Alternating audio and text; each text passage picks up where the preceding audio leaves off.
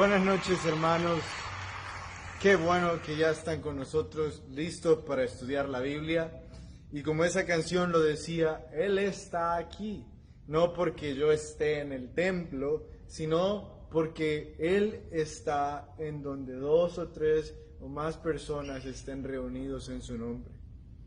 Él está con nosotros en todo tiempo, hermanos. Y nosotros podemos confiar en eso. Podemos confiar en lo que dice el verso que nos estamos aprendiendo.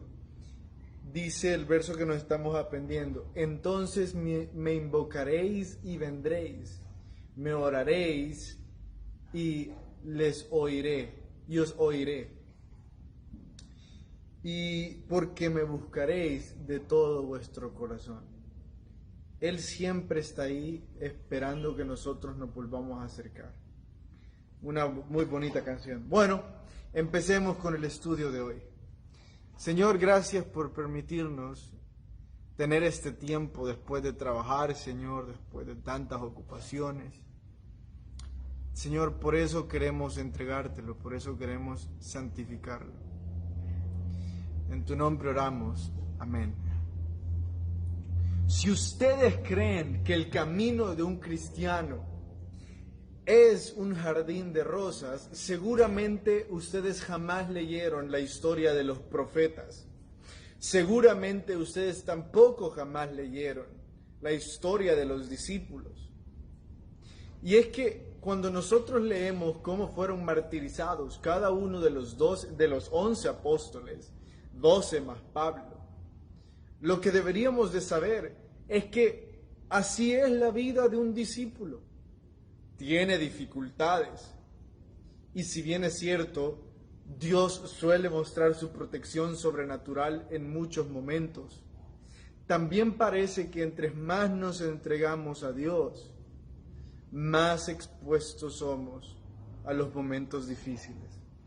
Precisamente de eso trata la pregunta número 1 de nuestra guía de hoy. ¿Por qué querían los príncipes matar a Jeremías? Dice el verso 4 del capítulo 38 de Jeremías. Vamos a estar en el 38 y hasta el 40.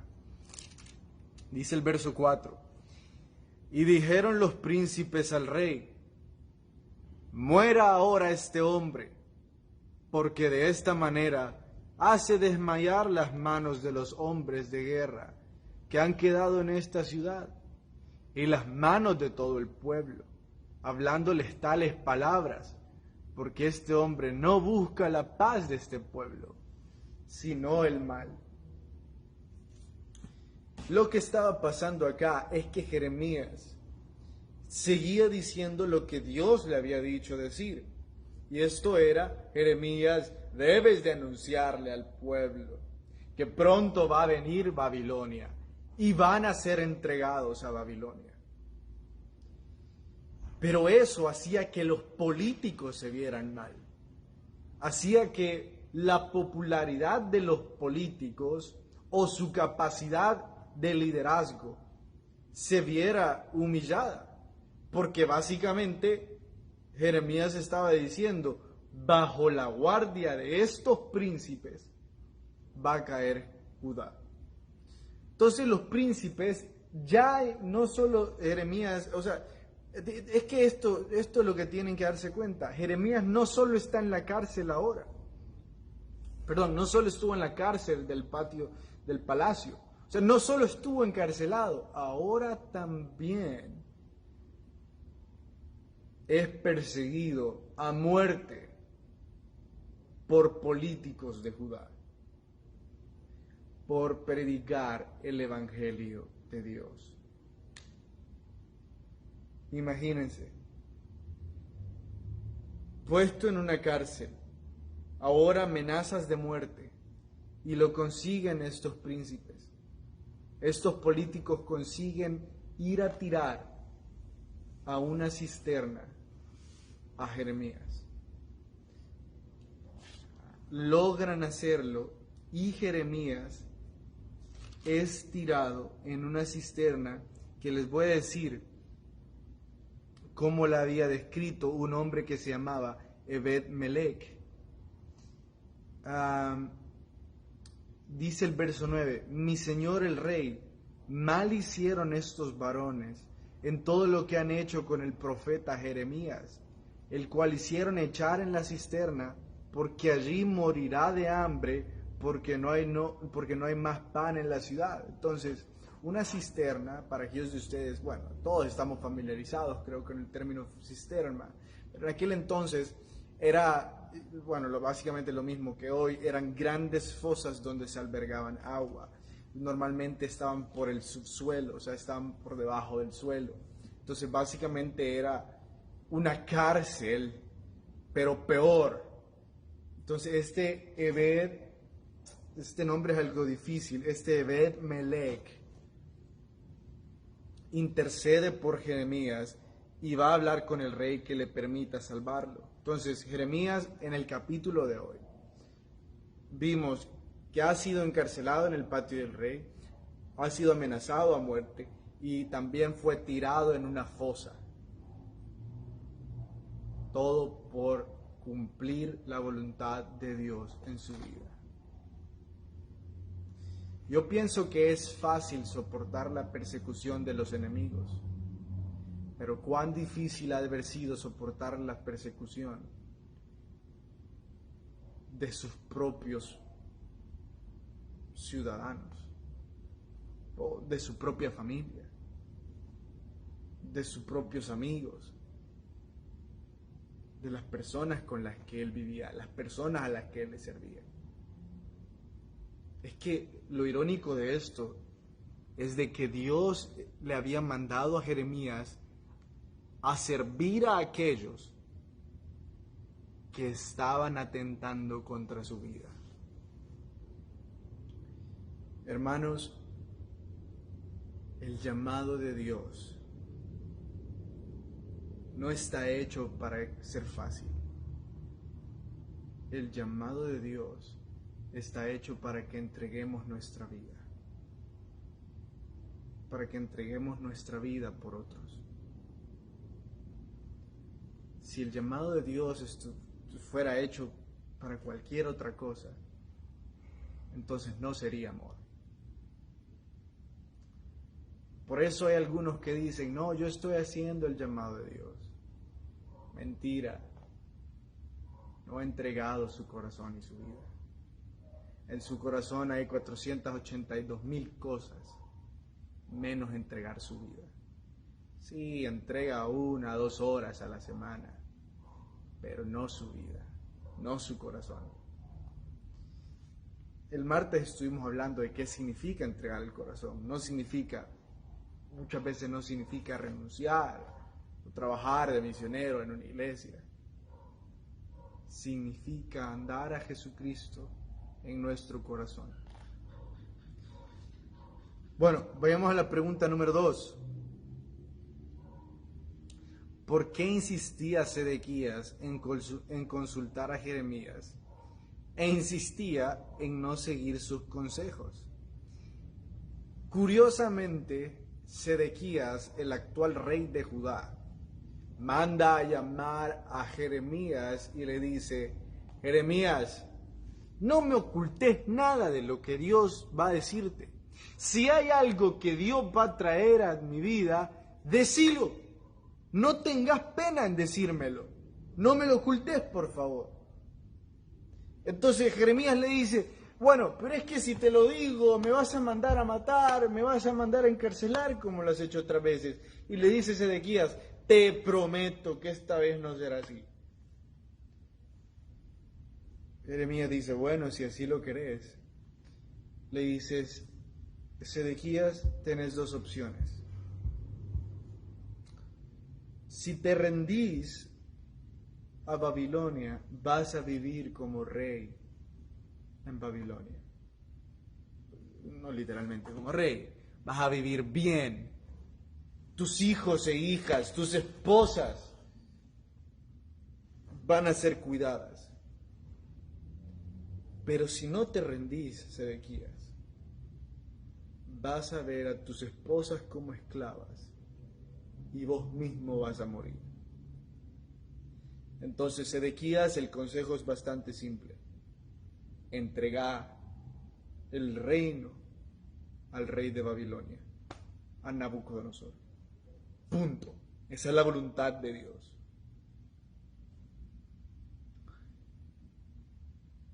Sedequías lastimosamente no lo hizo. Sedequías le dijo a Jeremías: Jeremías, me da miedo el pueblo, me da miedo el que dirán. Y es triste que Sedequías vio como cada uno de sus hijos fue asesinado. A Sedequías le sacaron los ojos después de eso, porque tenía más temor del que dirán que de obedecer a Dios. Tantas veces pasó eso a Sedequías. Le tenía tanto miedo a los políticos de su ciudad. No le costaba nada decir: es lo que Dios ha mandado decir y punto. Él no quería perder la aprobación de los políticos y por eso vivía tomando esas malas decisiones. Hermanos, las personas van a ver lo difícil del llamado de Dios en nuestras vidas y van a criticarnos. Entonces, si algo van a estar seguros, es que no solemos tener apoyo cuando Dios nos llama. ¿Por qué? ¿Por qué no solemos sentirnos apoyados cuando Dios nos llama? Porque si nos podemos apoyar en alguien más que de Dios, entonces no es el llamado de Dios. Es el llamado de otra persona, pero no el de Dios. Entonces muchas veces el llamado de Dios es conocido porque solo en Él nos podemos apoyar. Y en Él encontramos lo necesario para cumplirlo. Sedequías no hizo eso.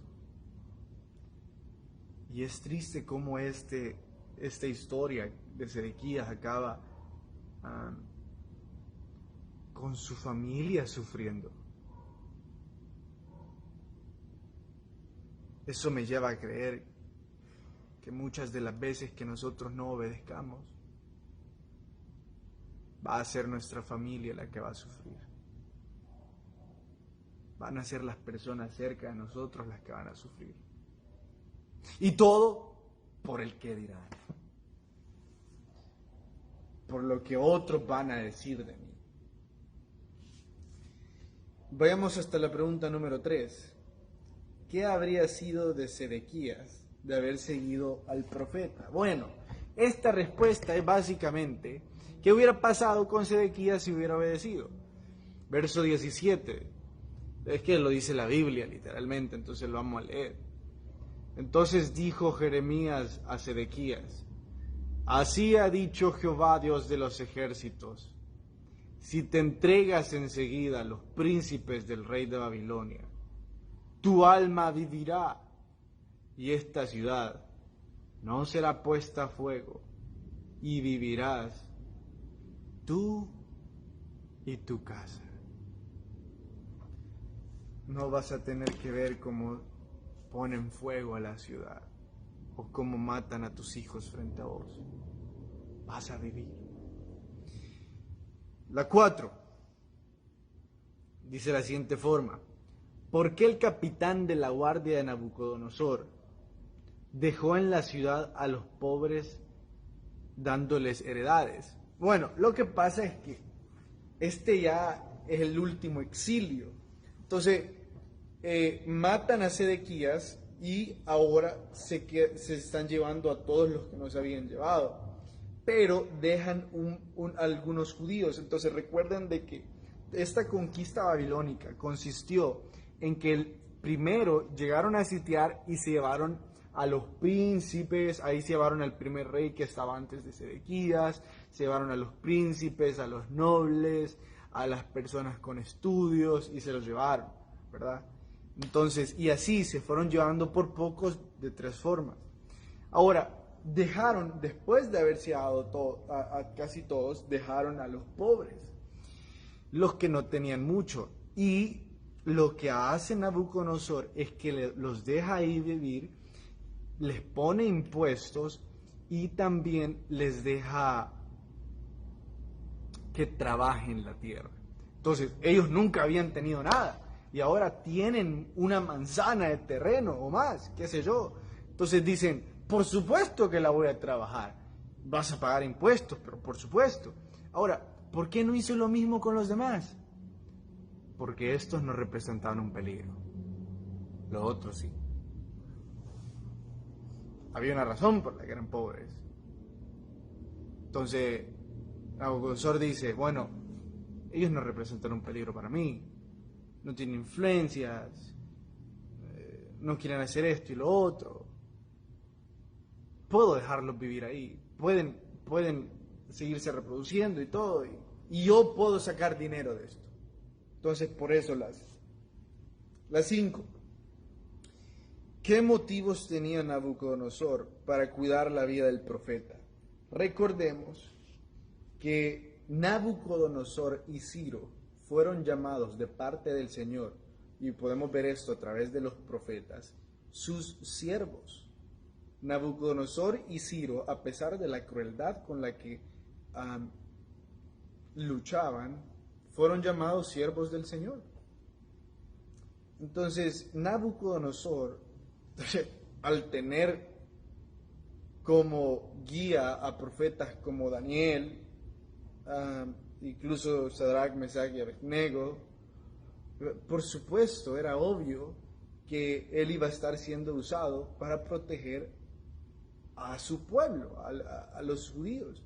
Entonces, esta es la razón por la que Jeremías es cuidado por Nabucodonosor, porque manda a decir a Nabucodonosor, a Nabopolassar, creo que algo así se llama, que cuide a Jeremías. Pregunta número 6. Ebed-Melech fue cuidado en el cautiverio. Contextualice. Ebed-Melech fue el etíope. Un etíope era una persona de color, una persona de raza afroamericana. Entonces, posiblemente era de color, pero se conocía en aquel entonces que los etíopes eran afroamericanos. Entonces, que intercede por Jeremías cuando lo tiran a la cisterna, va y lo saca, pero esta acción fue como declararse enemigo de todos los príncipes y políticos de Judá. Escuchen esto.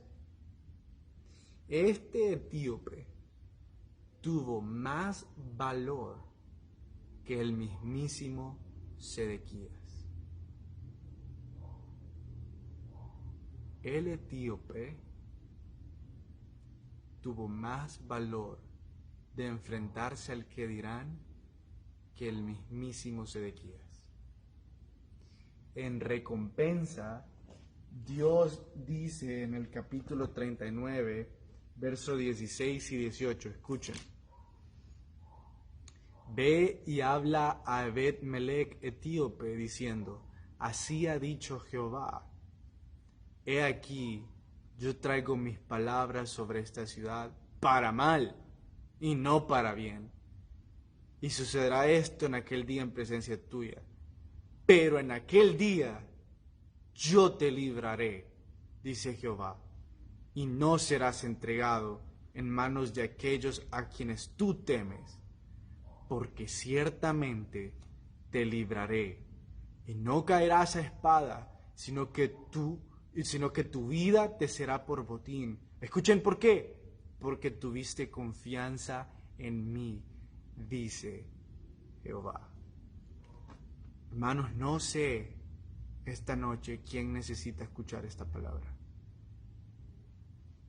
Sí, fue dirigida especialmente para el etíope, pero esto muestra el cuidado y el amor que Dios tiene para aquellos que confían en Él y lo obedecen a pesar de lo que el mundo dirá.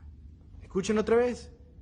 Te libraré y no caerás a espada, sino que tu vida será por botín, y no serás entregado en manos de aquellos a quienes tú temes.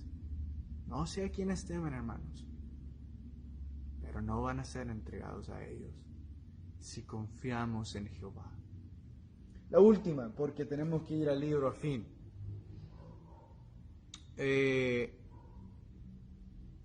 Vamos hasta creo que nos quedamos en la 6. Sí, vamos a la 7. Noten que se le dio a Jeremías elección y presentes de parte del enemigo. Bueno, veamos en el capítulo 40, porque una vez se terminó el exilio, o sea, no que se terminó el exilio, sino que ya se los habían llevado a todos. Jeremías es puesto en libertad y le dice Nabupalazar, algo así se llama. Nabuzaradán, perdón, Nabupalazar fue otro. Nabuzaradán le dice, bueno, Jeremías, ve para donde vos querrás. Vean el verso 5. Si prefieres quedarte, vuélvete a Gedalías, hijo de Ahicam, al cual el rey de Babilonia ha puesto sobre todas las ciudades de Judá, y vive con él en medio del pueblo. ¿O sabes qué, Jeremías? Ve a donde te parezca más cómodo ir. Y le dio el capitán de la guardia provisiones y un presente, y le despidió. Hermanos, cuando estamos escuchando la voz de Dios, cuando estamos obedeciendo a Dios, la provisión va a venir de lugares de los que menos esperamos.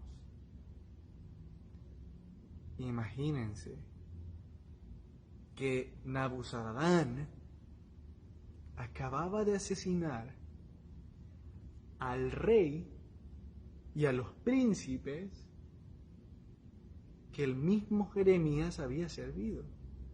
Y este mismo hombre le está entregando presentes, quizás oro, quizás plata, qué sé yo, pero dice presentes, para que Jeremías pueda sobrevivir. El mismo hombre que asesinó a su rey, ahora le sirve a él. Porque cuando Dios llama, Él provee. Y es siempre de los lugares que menos lo esperamos. Así es la forma en la que Él actúa. Es cierto, había una razón para la que Jeremías estuviera en la cárcel, para que fuera perseguido, para que estuviera en una cisterna, pero en ninguno de estos momentos fue olvidado por Dios. En ninguno de esos momentos estuvo ahí sin un propósito. Cada uno de esos momentos fue con un propósito de Dios. Dios tenía algo que hacer en la vida de Jeremías y en la vida de todos los que estaban ahí. Entonces, Dios no simplemente estaba dejando que sufriera Jeremías. Dios no simplemente quería que sufriera Jeremías. Dios tenía un propósito en ese momento para que Jeremías pasara esa calamidad. Y así como de forma sobrenatural proveyó a través de Nabuzaradán, así pudo haber provisto en ese momento, pero no era lo que Dios quería. Ahora que Dios no va a usarlo en medio de calamidades, o no lo quiere que pase algo así, le provee de forma sobrenatural, por medio de Nabuzaradán. Entonces, hermanos, puede ser que lleguen calamidades, pero las calamidades no significan que Dios no está. Las calamidades simplemente son oportunidades para cumplir la voluntad de Cristo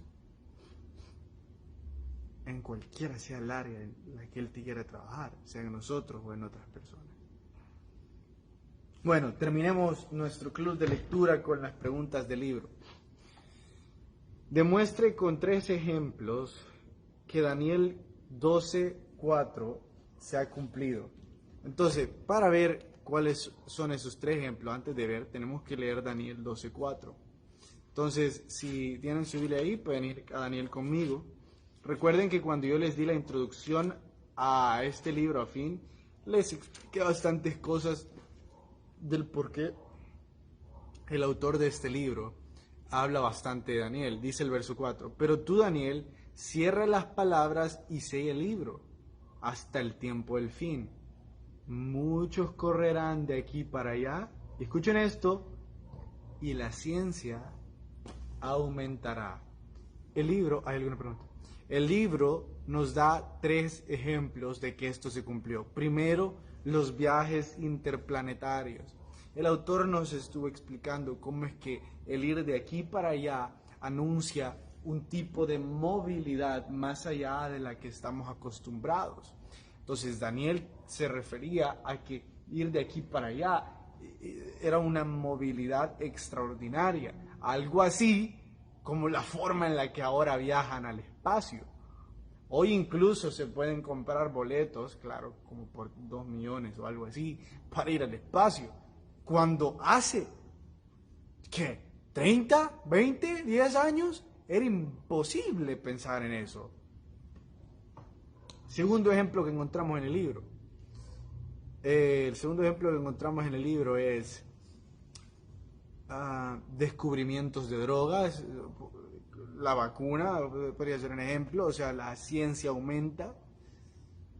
La operación del trasplante de corazón, imagínense, el libro nos está contando cómo se ha realizado ya una exitosa operación de trasplante, bueno, no una, muchas ya a este punto, operaciones de trasplante de corazón, que hace 50 años eso era imposible de imaginar. Entonces piensen en esto, en los últimos 60, 50 años, el conocimiento y la tecnología ha aumentado muchísimo más que en los últimos 2000 años. Pasamos miles de años con medios de transporte de madera, a lo mucho de hierro, pero sin motores. Y de repente en 50 años pasamos del primer motor a carros eléctricos e incluso viajes a la luna. La ciencia está aumentando exponencialmente, como lo dice ese verso. Por cuestión de tiempo me voy a ir a la última, del libro de hoy. ¿Por qué creemos que la semana 70 es futura? Según las palabras del Señor en el capítulo 24 de Mateo, todas esas cosas son el fin. La semana 70, o sea, esos 7 años, recuérdense que semana no se refiere a lo que nosotros conocemos como semana de 7 días, sino que el término semana es en realidad un periodo de 7, es una acumulación de 7, es 7. Entonces, es decir, semana es algo de 7. Entonces, como que si vaya al mercado y les diga, hey, dame una semana de limones, me van a dar 7 limones. Entonces, esos 7 años de la última semana, o sea, de la semana 70, es la tribulación. Conocemos gracias al libro de Apocalipsis y otros libros que la tribulación va a durar 7 años y es la semana 70. Hermanos, ustedes y yo no vamos a estar aquí. Estamos leyendo algunas cosas en el libro y vamos a leer algunas cosas en el libro sobre lo que va a pasar en la tribulación. Y escúchenme, no va a haber una pandemia, van a haber muchas. No va a haber una guerra civil, van a haber muchísimas guerras. No van a haber un poco de desastres naturales una vez al año. Todos los días van a haber desastres naturales.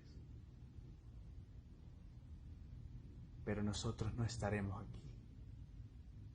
estaremos en el reino de los cielos, en las bodas del Cordero, cantando y adorando al Señor, diciendo: digno, digno, eres Jesús de abrir el libro.